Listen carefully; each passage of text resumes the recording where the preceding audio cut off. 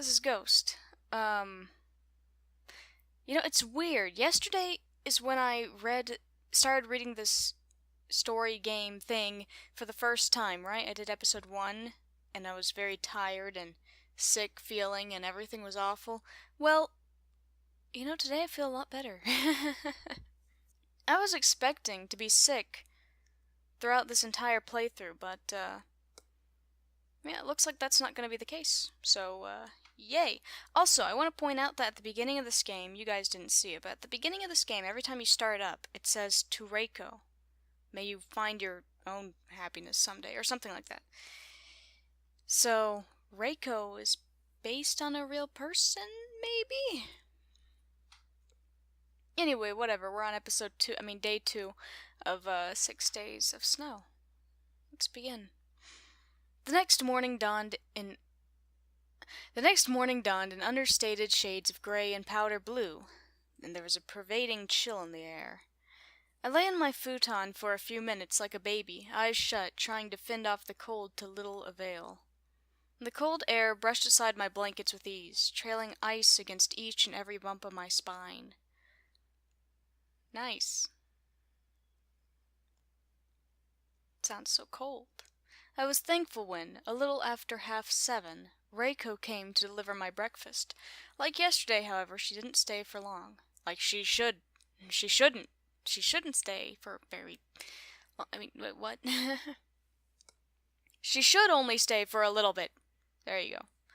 That would have been, as I already explained, improper.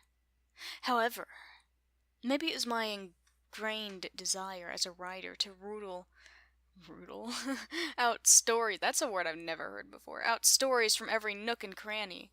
But I thought there might be a bit more to it than that. Reiko seemed harried. That was my chair squeaking. Her greeting was awfully clipped compared to her congenial tones the day before. It made me wonder, and I continued to wonder while I ate my breakfast, which consisted of white rice and soury.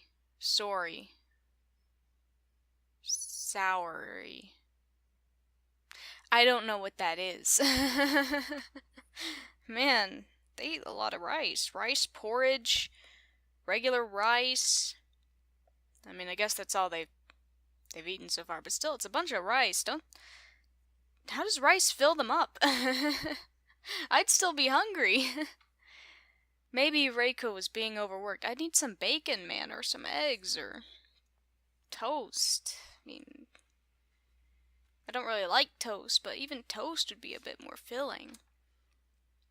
I wouldn't put it past Miss Kakiuchi, though I knew little about the woman, and it seemed unfair to judge her character based on Yasuke's whatever observations. The way she had shouted for Reiko yesterday did not bode well. My mother had certainly never spoken to me like that when I was a child. Well, okay. I think everybody's mother has spoken to their child like that at one point, but okay. Sachiko, meanwhile, would have sooner eaten a bar of soap than scold Kinta or Kinji, our little boys. Oh, those are cute names. Who weren't so little now, come to think of it. Oh, Kinta was 22. Whoa. Kinji was 17. Okay, so they're 5 years apart. Interesting. Practically an adult. But children never stop being children to their parents, even when they have children of their own, and debts, and their hair starts to thin. Don't say things like this, because I'm gonna have children of my own, and I'm gonna have debts, and I'm gonna have hair. Wait, what? I'm gonna have hair? I already have hair. My hair is going to start to thin. It better not. It better not. I love my hair. My brother's bald. I don't want to be like him. My dad's bald too, and so's my grandfather. But they're all dead. Well, not my brother. My brother's still alive. Father and grandfather, they passed a long time ago. I can't get my hair out of my face. Speaking of hair, it's drooping in my face now. This is what I get for cutting my hair and making bangs for myself.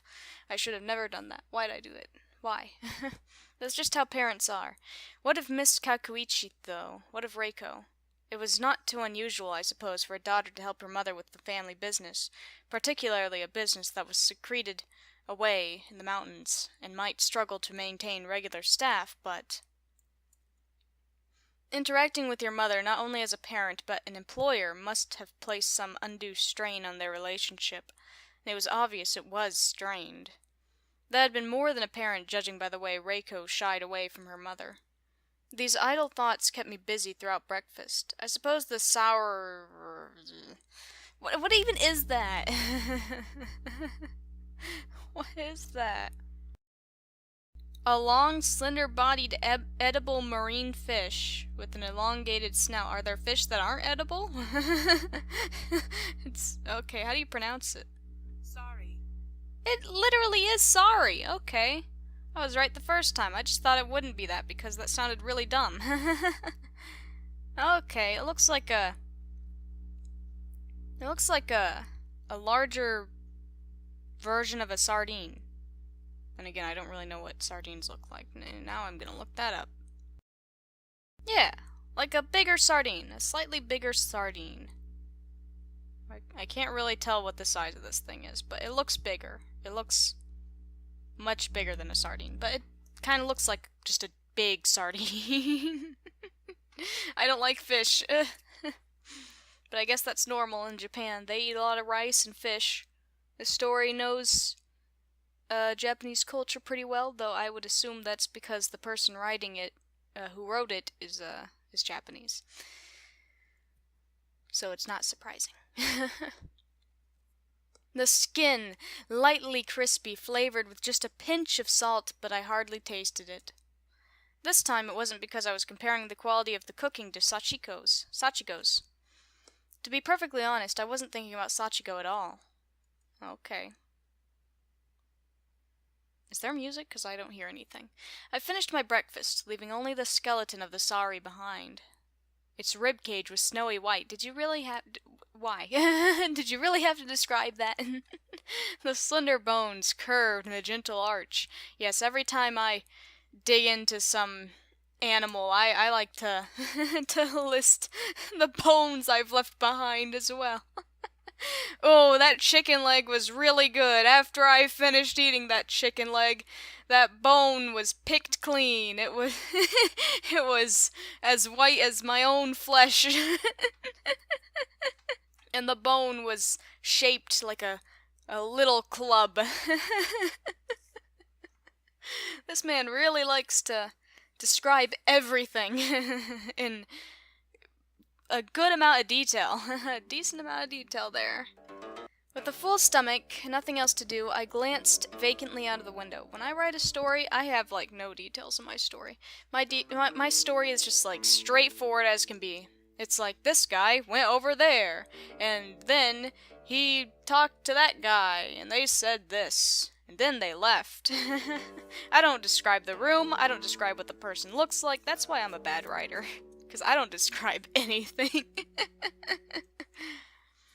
I thought something sounded strange when I awoke, but it was only now, well-fed and well-rested, that I realized what it was. It was no longer snowing! Oh my god, it's no longer snowing! It's very pretty out the window. There.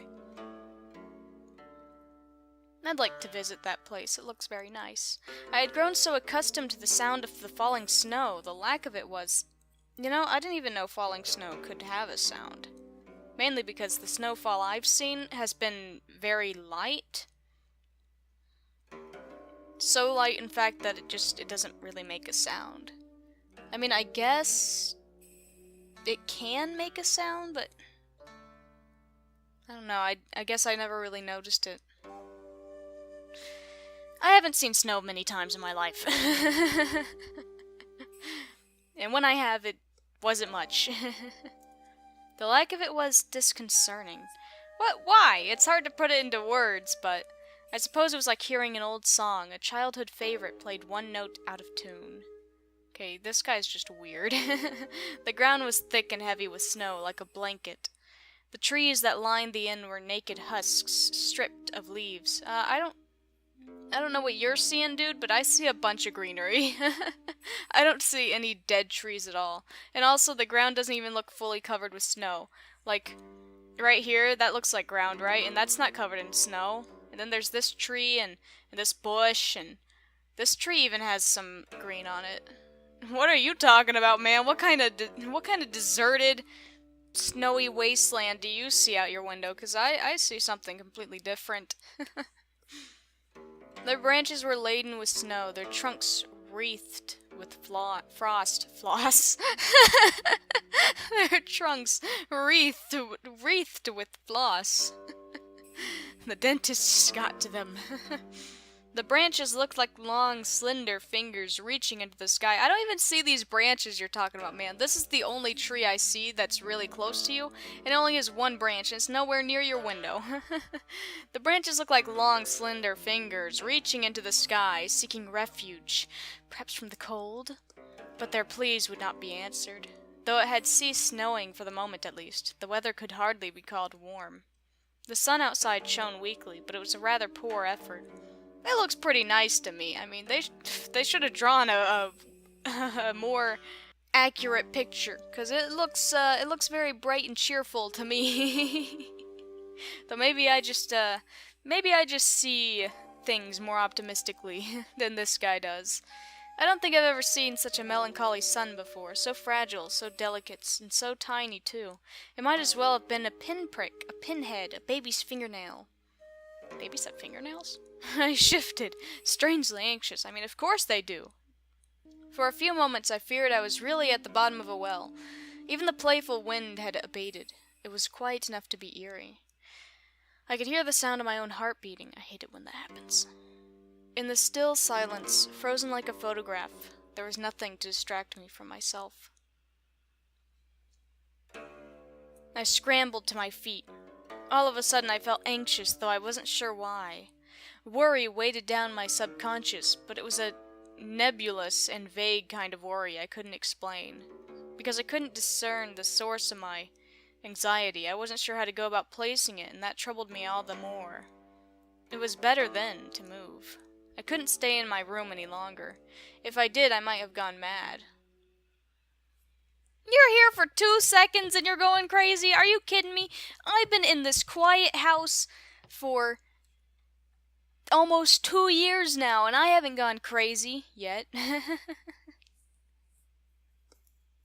course, I talk to myself. So, you know. I mean, by talking to myself, I'm recording videos, but, you know, it's basically talking to myself. I crept along the wooden corridor as quietly as I could. It was still relatively early in the morning, and I didn't want to disturb any of the guests. Not that I'd seen any other guests. Yeah, that's true, we haven't seen any other guests. I presume that there must have been other guests, though, or Reiko would not have looked so put upon that morning. While I had been lying on my futon, luxuriating in what little heat it afforded me, had Reiko already been up and about, sweeping floors and conveying messages to the cook and jumping at the sound of her mother's authoritarian tones? Not for the first time I felt sorry for the girl. It was unfortunate my pity had very few practical applications. I kept quiet, my head bent, and continued to pick my way down the hallway. No matter how silently I attempted to tread, the floor creaked all the same, announcing my presence to whomever cared to listen. That was my attempt at a floor creak, but, yeah, that sucked. There you go. There's floor creaking. But there was nobody around to listen. If there were other guests, they were tucked away in their rooms, still fast asleep.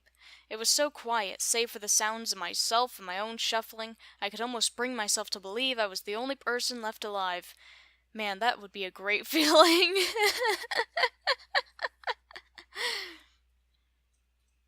The only one in the whole world.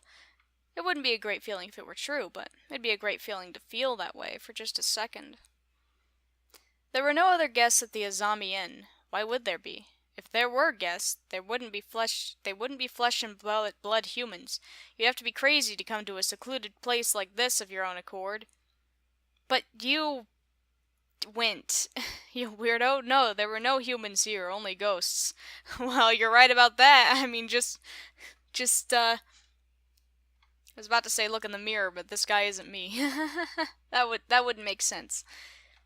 Right here, I'm a ghost. Invalid ghost. I'm an invalid ghost. Not an invalid ghost, by the way. That's a common misconception. At least I would assume it is. It's invalid ghost, not invalid ghost. I mean, I know I am an invalid. No, I'm kidding. I'm not an invalid most days. Maybe when I was sleeping, these ghosts crept out of their shadows and held parties. They would tell stories of the good old days and play the koto and let the snake... let the snake... let the sake flow. Oh, heck yeah, man, I do that all the time. I hold parties every single day. I tell my stories of the good old days. You guys want to hear some stories of the good old days? Blockbuster. I don't play a koto, but I got a guitar, I got a piano, and an ocarina. I can't really play them well, but I can somewhat play them, you know. I don't drink. I'm too young. I'm only 19. What else was there to do in these mountains, even for ghosts? Play in the snow?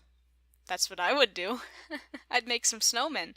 If they were hopeful spinsters or helpless romantics, they wouldn't find their second halves here. No, that's true.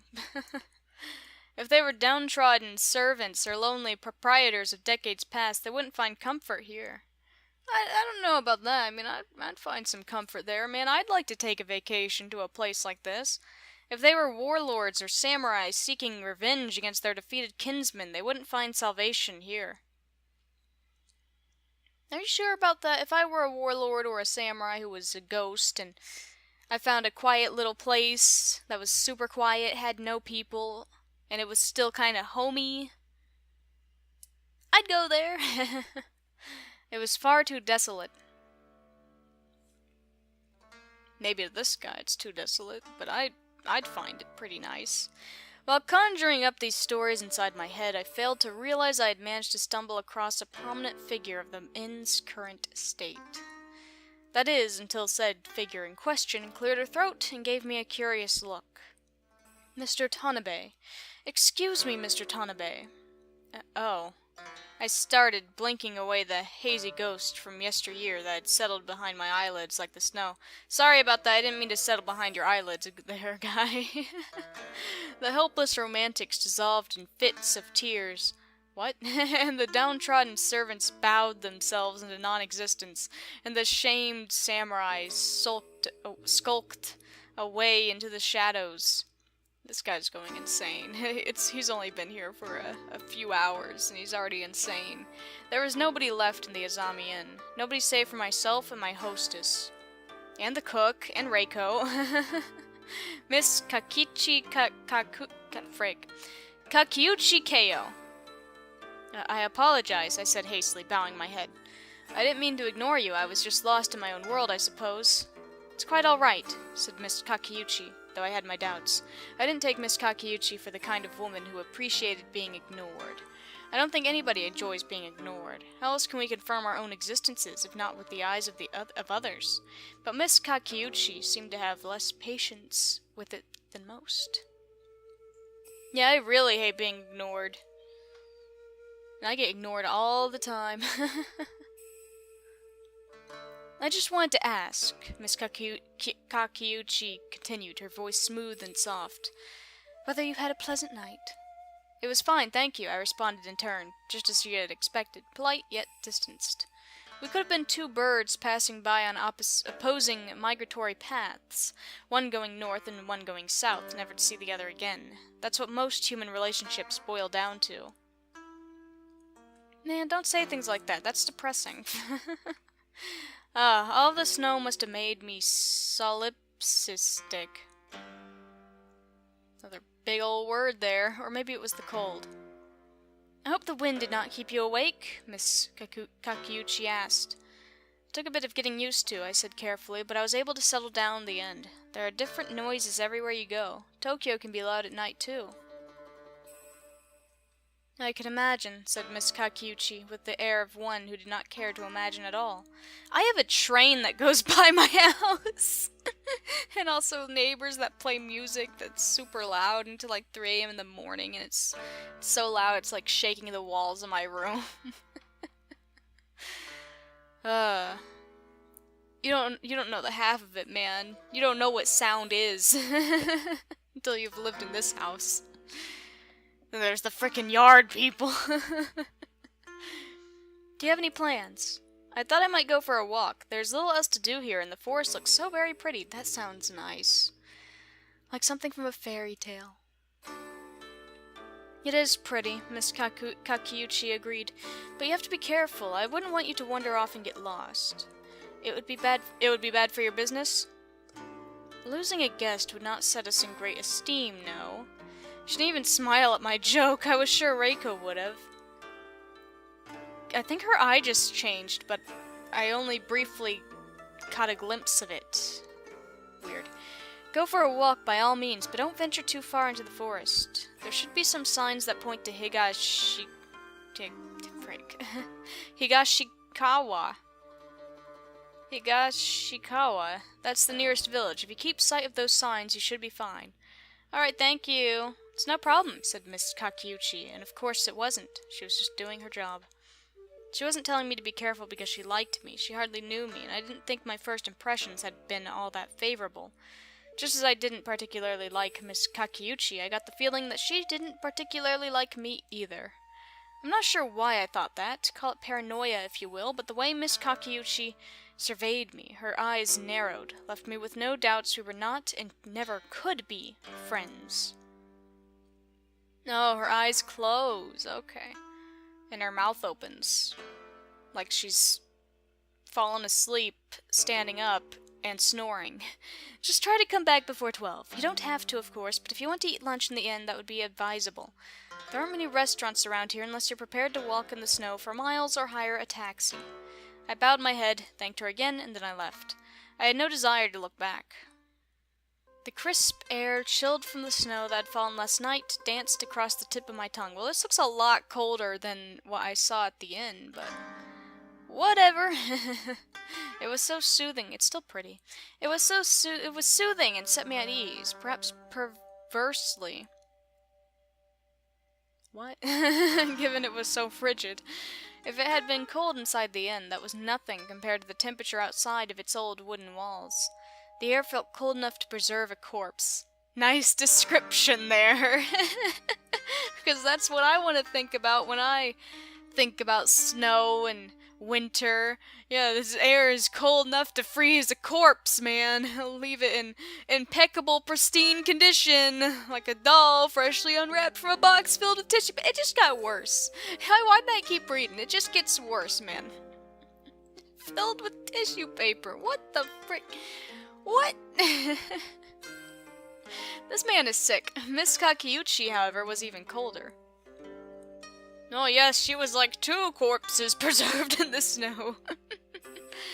She was so cold she could turn you into a corpse just by touching you. I was content to presume that Miss Kakiuchi's blood was warm and red like mine, but there was something about her that unsettled me. She was obviously part lizard. She was obviously an Argonian. I'm sorry, this Let's Play is turning a bit louder than I previously had wanted, But, sorry, I'm coming back to life, and when I come back to life, I'm less tired than I was last time.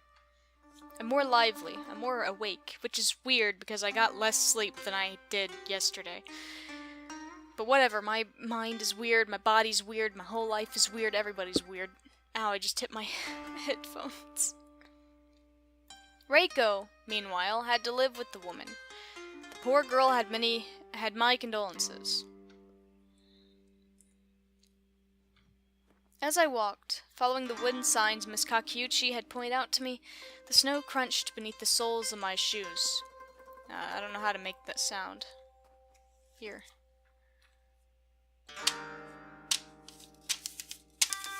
That's not right! When I glanced behind me at the winding path I had taken through the forest, I could see a long line of footprints. They were the only blemishes on this otherwise flawless canvas. Oh, I love looking at snow, and it's, perfect, and I love, stepping in it and seeing my footsteps and playing in it. Oh, I love snow so freaking much. I want to see a lot of snow, though. I want deep snow, man. I want, a good couple of inches of snow. I want enough snow to where my mom has to stay home from work, because it's so much snow. Because I haven't seen that much snow yet. I've seen enough snow to where schools close, but a lot of places of work do not close, which is weird. I felt a little sad that my presence had disturbed the environment, so it wasn't worth it. The snow, though ephemeral, seemed to have far more value than I did. It was prettier at any rate, and probably brought people more joy. Well, you're right about that. You're pretty pessimistic. You seem like a downer, a party pooper, man. Most of my poems, my novel included, were rather gloomy works, not surprised. The critics had panned my novel particularly, claiming it was rather too maudlin and not realistically so. Well, if I wrote stuff for people to, buy and read, because I don't do that, I write for fun, but if I ever wrote seriously, like a real novel or something, it'd probably be pretty depressing too. Perhaps that was because I was writing from a position of privilege. Okay, that just doesn't make sense. How could I write about sadness? True, deep, untapped sad. Oh, I get it. Sorry, I didn't understand the previous word. Maudlin, or whatever the heck the word was. So, I misunderstood you. Okay. I got you. So you write melancholy works that are just kind of a bore to read. They aren't tragic in any sense of the word. They're just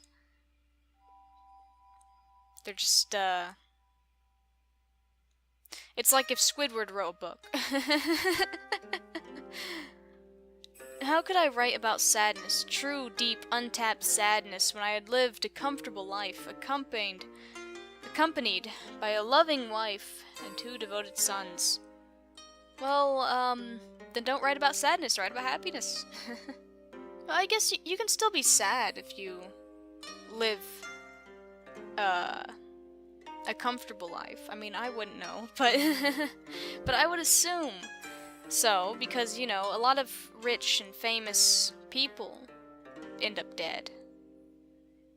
And, not through, the normal old age route or heart attacks or anything. Many have, died from, drug use or suicide. Though I don't know why or how people can be, sad when they live a comfortable life. I never understood it. I still don't, because I don't live a comfortable life. And I'm pretty sad because I don't live that comfortable life. I always think, oh, if I had more money, I'd be happier. Or if I had a person who I loved, I'd be happier. Or if I had a bigger house, if I, could go out, do more, go on trips, just have a better life in general, I'd be happier. But it always scares me when people who live these comfortable lives are also sad. Depressed even. Because it makes me think, even if I get a comfortable life, that it wouldn't matter, because I'd still be sad for some reason. I guess the reason for some people, like this guy in this game, he has a loving wife and 2 devoted sons. I think he's just bored. Just very, very bored. It's too comfortable. Which I don't understand, but that's because I don't live a comfortable life. But I guess if I did, I would be bored. Just kidding, I wouldn't. I'd be going on trips. I'd be having the time of my life. I don't know. Somehow this guy lives such a boring life that he is sad, but it isn't, you know, tragic sad. It's just pessimistic sadness. Just not tragic sadness. I don't know how to explain it better. I'm not very good at explaining anything. Especially with speaking. I'm much better at explaining myself in words on paper than vocally. Because I suck at speaking. But I'm sure you all noticed that. Anyway, I talked about that topic way too long. Let's keep going. I'd never before experienced great loss of frick. I can't read. I'd never before experienced great loss or grief or sorrow. Really? Has your mother not died? Your father not died? I don't know, anyone you love died? Cat? Dog? Best friend? The one's like beating you up? Nothing? Just boredom. See what I say, guys? What I say? I knew he was gonna be the type to be just bored with his life. And I had the nerve to tire of Sachiko's presence simply because I had grown accustomed to the taste of her miso soup. When I looked at it like that, I was a horrible human being. Yeah, that's what most people would think. I'm not sure how you can redeem yourself, but maybe you will right here. Maybe you'll explain why you're not a horrible human being. Did I even deserve to have a wife like Sachiko? Well, probably not if you're gonna cheat on her with the proprietress's daughter. Sachiko had never wronged me, and yet, at the same time I found I could no longer stand to be in the same room as her. See, that's the stuff I don't understand. But I've never been in a relationship before, so I can't really speak about it, you know? Because I don't know what it's like. Sachiko's servility, which had once seemed so charming, was now nothing more than an irritant. See, I don't get that. How can it be irritating? It was almost as though my vile thoughts were staining the snow rather than my feet. It felt, as I walked, that my existence was making the world a worse place. Well, I don't think that. I mean, you might have a few issues you need to work out, but you're not a terrible person. It's not like you're gonna murder your wife. Perhaps it would have been better if I simply slipped away, like the melting snow. No, you're good, man. You're good. I don't think your sons would enjoy that. However, I was too old for such flights of fancy, and I knew I couldn't be so irresponsible. Sachiko was waiting for me, and so were Kenta and Kinji. Exactly. I had formed too many connections during my life, and I couldn't afford to sever them, or over a few childish impulses. Starting a new life? How could I, out here? It sounded like a romantic prospect, but I would soon grow sick and tired of the snow. Just as I had grown sick and tired of Sachiko. Sachiko and her miso soup, which was so predictably delicious it was almost irritating. Now that I really don't understand. How can food irritate you? Especially good-tasting food. I laughed wryly to myself. There you go, that was a wry laugh. How lucky I was that this was all I had to be upset about. It was almost like my life was too perfect. Yep, that's what I'm afraid of, man. If I ever do have that perfect life, if I'm still gonna be upset because it's too perfect at that point. I always worry about that. And it's strange that I worry about that as if it's gonna happen. I have too much to worry about. I shouldn't be worrying about something that may not happen for a long time or won't happen ever. I wonder what Reiko would make of my book. Perhaps she would like it. Women seem to favor my writing more than men. Perhaps because I have a fondness for penning romance stories. Okay then. Mawkish romance stories where nothing went right and everything fell apart. That sounds awful. My novel was about a young girl apprenticed to be a geisha, something. Of course, I myself have never been apprenticed as a... You know what? I'm looking it up. A Japanese hostess trained to entertain men with conversation, dance, and song. Oh. They kind of look like mimes. Yeah, I've seen that before. I've seen that in Mulan! I know what a geisha is. I am not a woman. Maybe that's why my book didn't sound sincere. I had no idea what I was doing, really. See, I write about stuff I don't understand all the time, but I have to, like, research it for hours and hours and hours, and it's a lot of work for something that I'm never going to sell. I don't know why I do it, it's just fun for me. But no one's ever gonna read those things. Heck no. I was just fantasizing, but Sachiko liked it. Then again, Sachiko liked everything I did. I didn't know if I could trust her opinion. Well, I mean, it's better to ask your friends how good something you did is. Like, it's better to ask your friends if they like your book than it is to ask your wife or your mother, you know? 'Cause your lover is supposed to support you, and your parents are supposed to support you, no matter what. And they're only going to tell you if it's trash, if it's actually absolute trash. But if it's alright, if it's decent, if it's just good enough, they'll praise it like it's the best thing ever. So you shouldn't ask your wife, what? You shouldn't ask your wife about, to criticize your book, or whatever. You should... That's more of a friend thing. You give your book to friends. Because friends are honest. Brutally honest, if you get the right friends. Some of them too honest. But they'll tell you the truth. I paused at another wooden sign. Apparently it got... whatever, it was 10 miles away. The wooden sign was a useful landmark amidst the sea of mirror maze repetitions.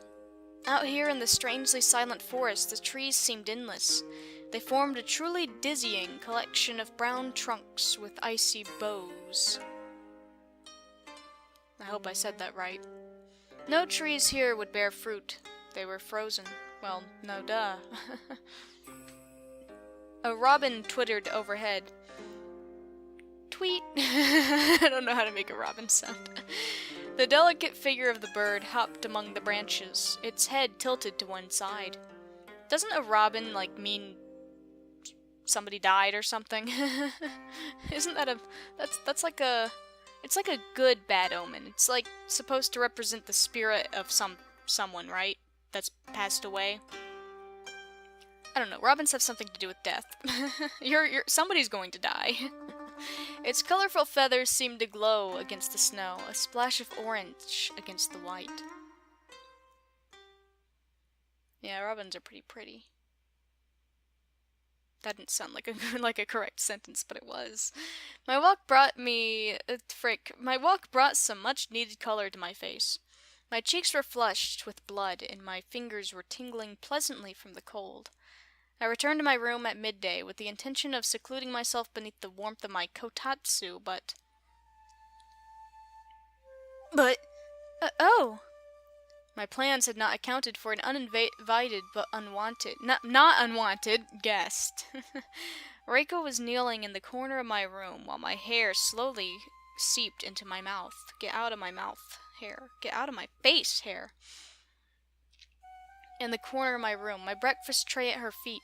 I gathered that she had been in the process of clearing away my morning meal. A little late, wasn't it? But something had distracted her. It was a book. To be more precise, it was a book of poetry. A neat little anthology bound in leather. Ooh, is it your book? You just said that. What if Reiko read your books? I bet she would like them. And lo and behold, there she is reading it. Reading one of them. This would not have been too startling were it not for one crucial point.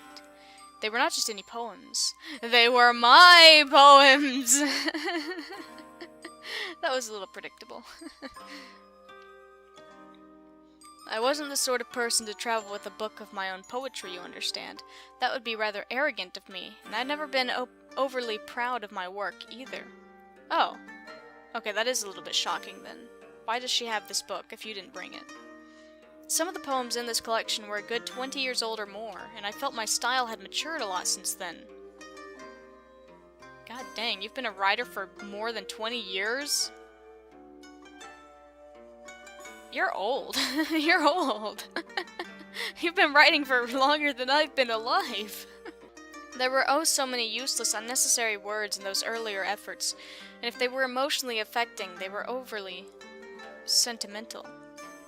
In my opinion, poetry shouldn't try to bludgeon the reader over the head with unwieldy masses of words. It kinda depends on the poem, you know? I mean, some poems should be really long, but other poems should be really short. It all depends on what kind of poem you want to write. I write all kinds of poems. My favorite's freeform, of course, because I'm a loser, and I don't like to go by the rules of anything. Poems should use their words carefully, like tools. Each and every syllable should be selected to achieve an overall effect. That's true. You could liken it to a doctor performing a delicate operation. That's weird. You shouldn't use unnecessary instruments or apply too much pressure. That isn't the sign of a good doctor. Novice writers, I think, mistake their large vocabulary for unequivocal genius and struggle to utilize as many grandiloquent terms and phrases. Do you not realize the irony of this whole thing here, dude? Your thoughts are using too many large vocabulary. How do you think this way, man? My thoughts are not do not have this many words in them. My thoughts are very simple, even simpler than how I speak, and I speak pretty simply. I don't even know half of these words in here. This is making me feel stupid. I gotta go read a dictionary. Terms and phrases as possible to prove their own superiority, not to benefit their reader's experience, but for the sake of their own bloated egotism. Good to know. So, in that case, at least we know I don't have a big ego, since I don't use big words in my writing. It's quite a tiresome experience. In any event, I hadn't packed that anthology of poetry myself. Sachiko had. Sachiko packed it. Okay, that's weird. I wasn't sure why she had thought I wanted it. Maybe she thought it would help me with my writing, if I could reflect upon my past failures. Not that Shakiko would have called any of my works failures, even some of the more trite pieces. Well, that's very nice of her to be so nice to you. Returning to my room, cold and tired, to discover Reiko pouring through my poems, however, this was an unexpected development, and my mouth parted in a small circle of unabashed surprise. Some of my poems were rather personal, and I wasn't accomplished enough in my youth to be cryptic.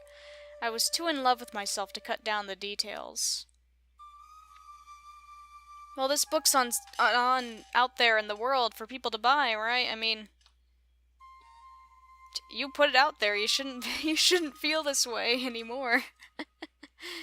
There are poems in there about my childhood and my parents and the kite I had when I was a young boy. There are poems about meeting Sachiko and viewing the cherry blossoms together in Eno Park and the birth of our first son, Kinta. It was, in other words, an overview of my entire life. Oh my god, what are these poems like?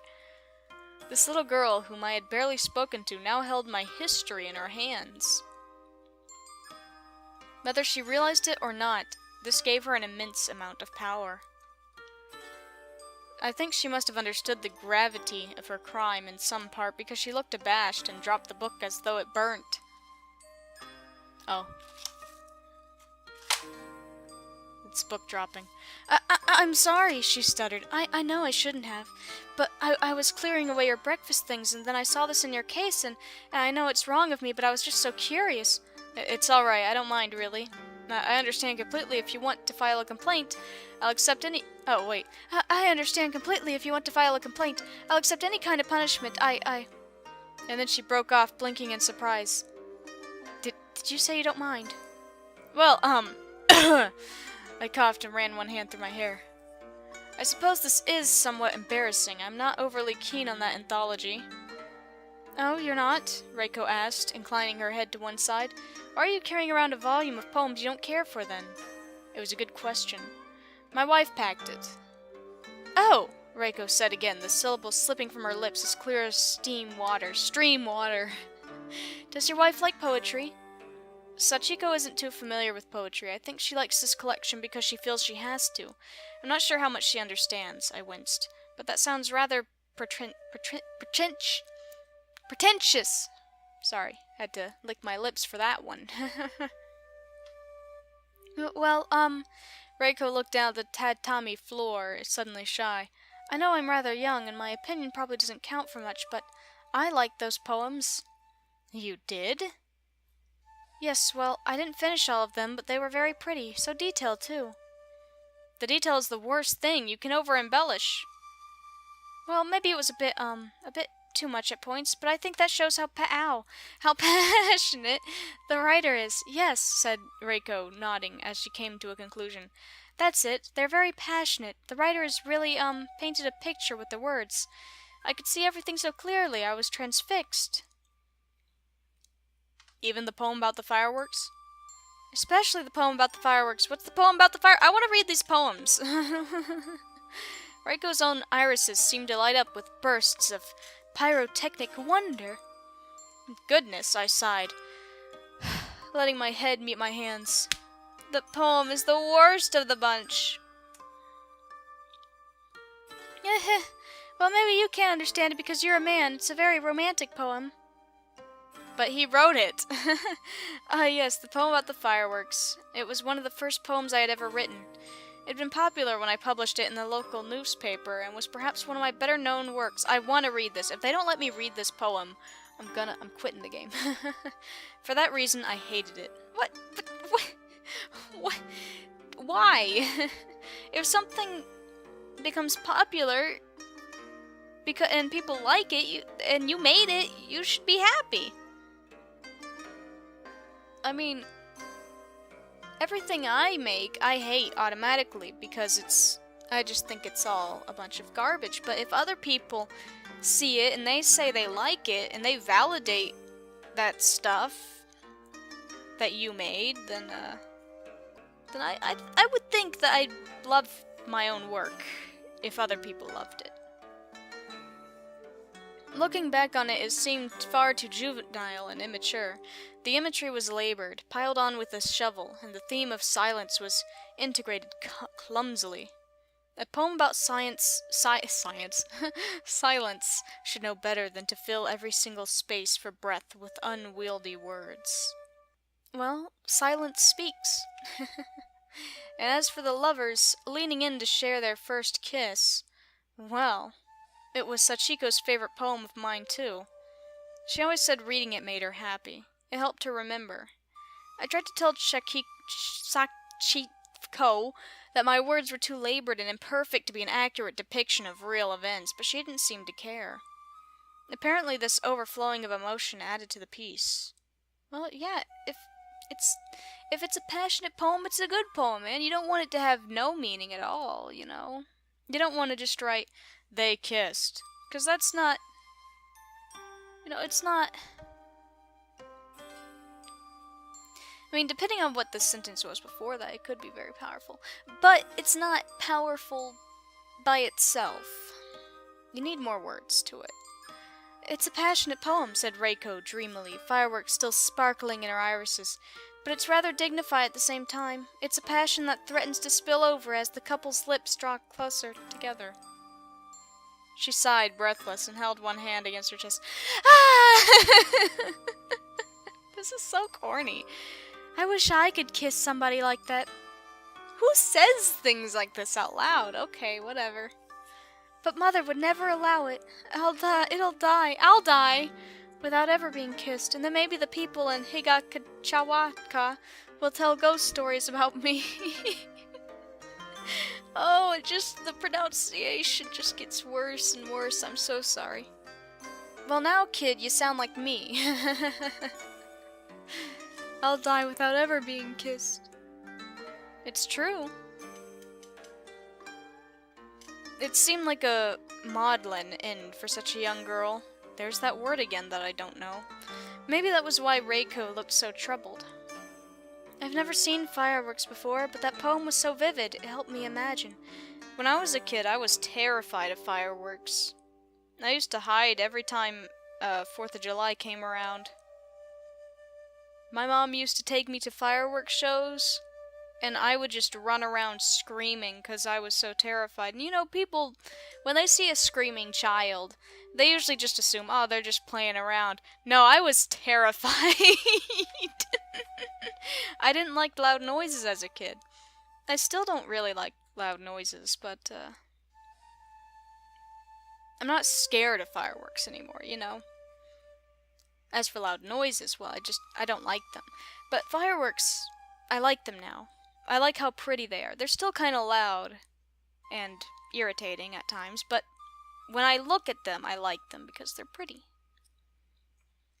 Anyway, I have no idea what that rambling was. Let's just keep reading. I'd never seen fireworks before, but that poem was so vivid, it helped me imagine. Reiko shifted, her face a little flushed from her sudden confession. Perhaps she was embarrassed. I felt a touch embarrassed on her behalf, but she didn't duck her head or try to hide behind her hands. I came to clear away your breakfast half an hour ago, but I got so taken in by these poems I forgot what I was supposed to be doing. It was the fireworks poem especially. Of course it was. It was always the fireworks poem. Maybe you should learn to like your own works a little bit more, man. It seems like you're a pretty good writer, and you have been for a good long while. Perhaps it wasn't such a bad piece of work then if Reiko rated it so highly. Your own wife liked it, and you're taking this random stranger's advice more highly than your own wife? I mean, yeah, I know I just made the point that other people who don't know you as well or don't love you as much would be better critics than your wife or your mom, but still, the way this man thinks, it's irking. It's irking. It's irkful. Something with irk. I'm trying to use big words too. But a stubborn part of me didn't want to accept that. And I'd written it years ago. Surely I'd created finer work since. I'm sure you have. But the quality of my craft did the quality of my craft matter when the general public preferred my older pieces? More imperfect in their construction, yes, but perhaps more emotionally charged because of their naivety. That's another thing I worry about. If I ever make things, that people will like the older things that I made rather than the newer things that I make. Because people like nostalgia. I wasn't really sure how to feel. I was pleased Reiko enjoyed my poem, but at the same time, it was a bit unsatisfying. Well, just write something new and throw it at her and say, hey, look, this is much better than that fireworks poem, and then she can prove you wrong. It isn't nice to think that you haven't progressed at all in your craft, and in fact may have gone backwards over 2 decades. 20 years, yeah, that's 2 decades. It's a long time. Yes, I know, I've almost lived 2 decades. I thought 10 was a long time, man, but I'm getting there to 20, and I don't want to get there. I kind of want to go backwards. Too long, rather, to cling to youthful remembrances of first kisses stolen beneath the star-filled sky. I didn't know what to do with myself after I read the poem, Reiko confessed. I just sat there thinking. I wet my lips with my tongue. That was the sound of wetting lips with my tongue. All of a sudden, my throat felt rather dry. If you don't mind me asking, what did it make you think about, exactly? Oh, all kinds of things, said Reiko. I thought about festivals I never go to, and pretty clothes I'll never wear, and boys I'll never kiss. Hey, kid. Let me tell you about living in the city. 'Cause I live in the city. None of that stuff happened to me either. I mean, I've been to some festivals when I was much younger. But as for dances and high school stuff, middle school stuff, not really. It's like after I turned 12 or 13, I stopped living. It's like I've been dead since then. Dead in the sense that I haven't done much. She smiled sheepishly. What am I saying? I must sound so selfish and uncultured reading such a pretty poem and only thinking about myself. I bet there are deeper themes in there, and I'm too stupid to see them. The author would probably be mad at me. Well, I'm the author. Oh no, I said, the author wouldn't be mad at you at all. In fact, it's quite the opposite. How can you be so certain? Do you know them? Quite intimately, in fact, you see. I paused for dramatic effect, amused by the theatricality of the whole thing. In that moment I could have been a disciple of the kabuki, the theater. Reiko stared at me expectantly, her hands clenched into fists. For a few moments it seemed as though neither of us could breathe. But wasn't that foolish? I already knew the grand reveal, though Reiko didn't. Dude, just get on with it. Not yet. Tanabe Iji, I said, gesturing to the front cover of my anthology. Ow. I'm not sure if I gave you my full name yesterday, but, well, I spread open my arms, a modest expression on my face. That's me! Oh. Reiko looked at the cover of the book, then back at me. She stared. Then her lips fell open in that neat little ring, so perfectly formed I half wanted to run a thread of cotton through it. What? What? Okay, whatever, and her cheeks flushed. It was remarkable, really, how red she could become when it was so cold inside. It was less cold, however, with another body to keep me company. Reiko's mere presence seemed to make everything cozier. Then does that mean the one who wrote these poems was... That's right, I wrote them! Dude, weren't you just complaining about how she had read your whole life? I mean, you could've just... That whole problem would be solved if you didn't say it was you. This guy confuses me. But I hastened to a pin because Reiko seemed to be on the verge of a breakdown. Some of these are rather old. I might as well be a different man now. Certainly nothing I'd written since the advent of fireworks had achieved such levels of popularity. Unfortunately, this attempt to placate, I know that word, I just don't know how to pronounce it. Reiko did not have the intended effect. Her eyes were wide open, pupils swimming about in the whites, and she opened and closed her mouth with juddering motions like keys stuck on a typewriter. What the heck? Did she become possessed by a spirit? Is she the kid from The Exorcist now? Like, what's going on? You?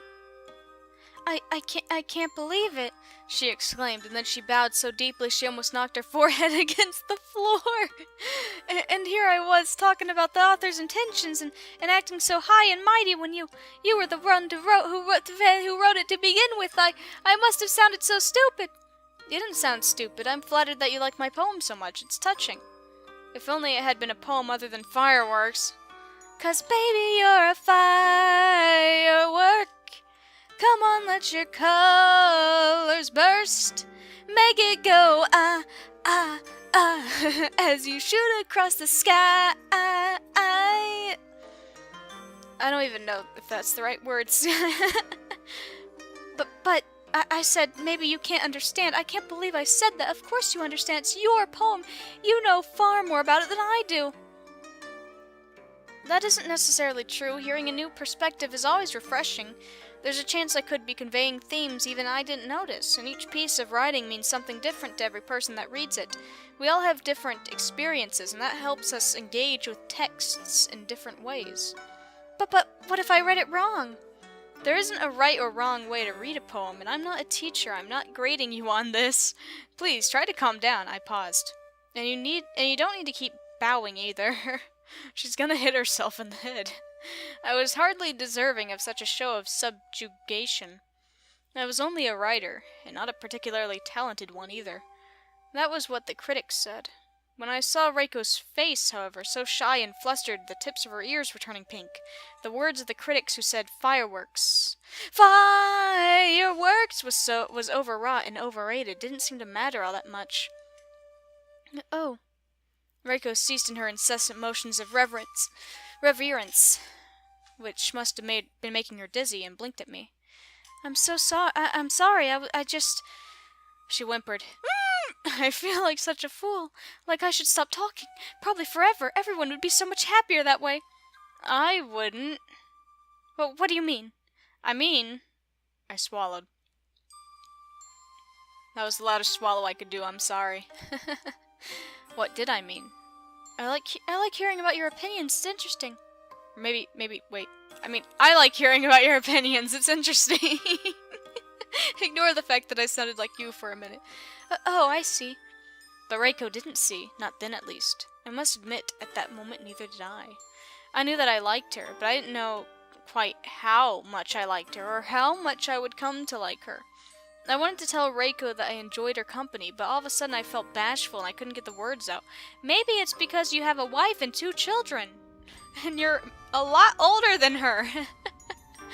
My thoughts danced about inside my head, just like the snow that was beginning to fall beyond my window.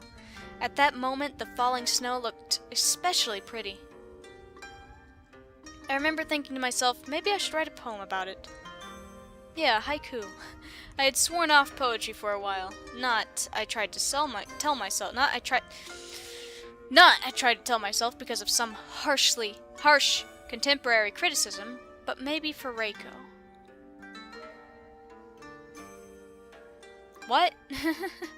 What? What? I'm confused. You just met Reiko. Like, yesterday. I'm lost. It might be worth pursuing.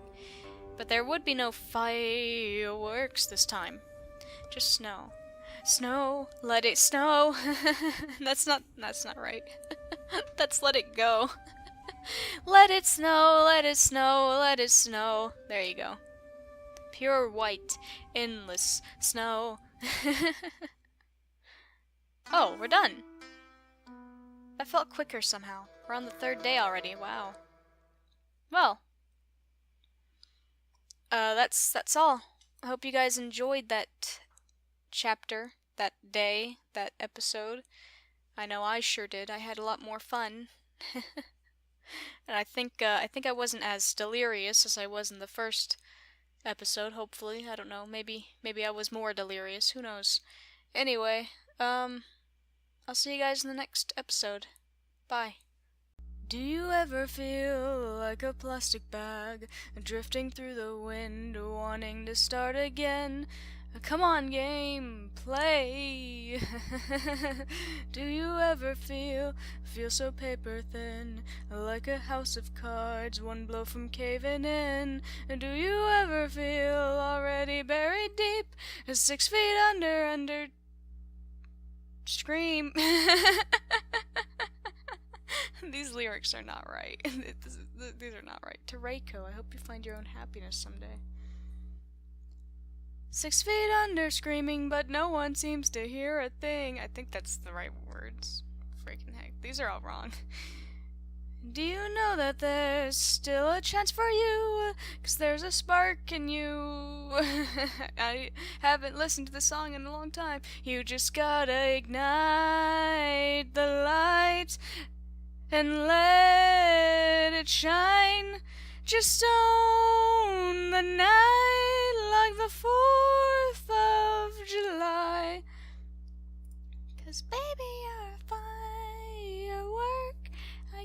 too loud or my neighbors might hear me, and then they're kind of scary, so they might shoot me. So okay, let's do this.